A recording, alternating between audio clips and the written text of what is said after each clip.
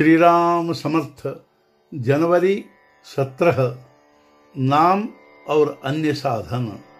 नवविधा भक्ति का श्रवण, कीर्तन, विष्णु स्मरण आदि क्रम सृष्टि क्रम के अनुसार ही है। मनुष्य पैदा होते ही श्रवण से सीखना प्रारंभ करता है। जो गूंगे होते हैं वे बहरे होते ही होंगे, क्योंकि श्रवण क्रिया न होने के कारण ही वे बोल नहीं पाते। मनुष्य जिस देश में पैदा होता है उस देश की भाषा बोलता है, अतः श्रवण के पश्चात कीर्तन अर्थात बोलना आता है और बोलने के बाद कृति अर्थात नामस्मरण। इस तरह स्वाभाविक क्रम बन जाता है। हम नामस्मरण करने लगे तो समझो हमारा काम बन गया, क्योंकि आगे की भक्ति की सभी विधाएं नामस्मरण में आ जाती हैं। उसके लिए अलग प्रयास करने की आवश्यकता नहीं होती।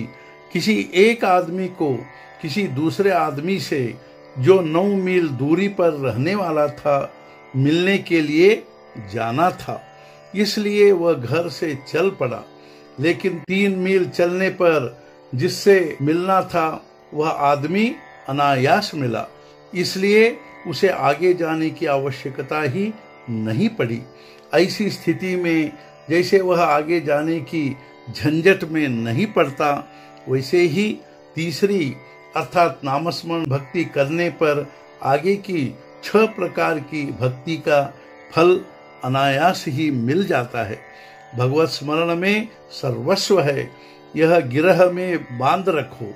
भगवत स्मरण कितना व्यापक है। सब सत्कर्म, दान धर्म, तीर्थ यात्रा, पारायण, अन्य सभी बातें इंद्रियों की तरह हैं।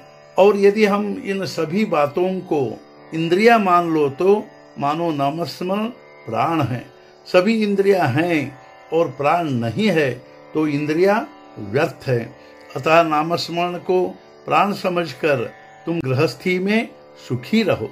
कर्तव्य को कभी मत टालो। कर्तव्य करते करते परमात्मा का स्मरण करो। मुख में राम रहने दो। भक्त को चाहिए कि वह उपाधि उतनी रखे जितनी अत्यावश्यक हो। भगवान के ध्यान में खंड न पड़े, इतना ध्यान रहे। उसी प्रकार नामस्मरण भी उतना ही किया जाए जितना पच सकता है, अर्थात जितना सहजता प्रसन्नता से हो सकता है। नामस्मरण पीड़ा की भावना से न करे, क्योंकि उससे आनंद प्राप्त नहीं होगा।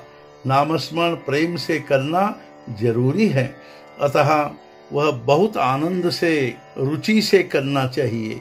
उसमें ऐसी भावना हो कि सिवाय उसके हमें कुछ साध्य नहीं करना है। नामस्मरण में प्रेम भावना निर्माण होना बहुत उच्च कोटि की स्थिति है। यह भावना अनायास सहजता से निर्माण नहीं होगी, इसलिए इस बात का मर्म ध्यान में रखकर योग्य रीति से और लगन से निरंतर नामस्मरण का अभ्यास जारी रखना चाहिए। जो यह समझ गया कि भगवान के नाम के सिवाय मुझे कुछ नहीं समझता, वह सब कुछ समझ गया।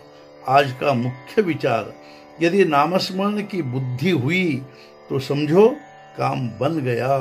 सद्गुरुनाथ महाराज की जय। जय जय रघुवीर समर्थ।